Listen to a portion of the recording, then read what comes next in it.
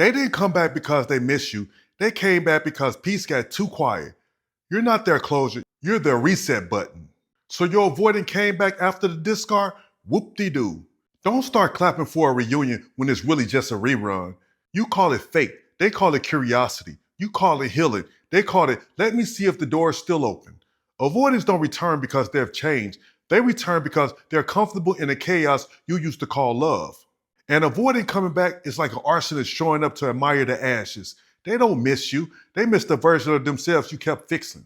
They slide back in with, I've been thinking about you. But what that really means is, I miss having access to the peace I didn't know how to keep. Don't get it twisted. This isn't love knocking on your door. It's guilt wearing a disguise.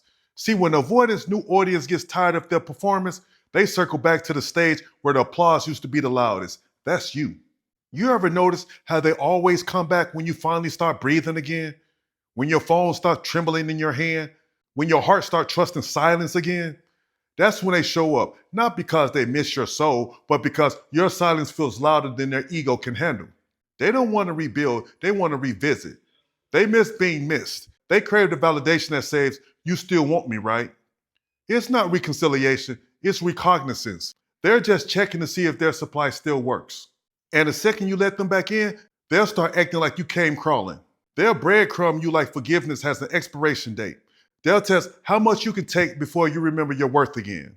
It's not growth, it's greed. They want access, not accountability. And if you mistake their reappearance for remorse, you're signing up for season 2 of the same pain. Stop confusing closure with recycling.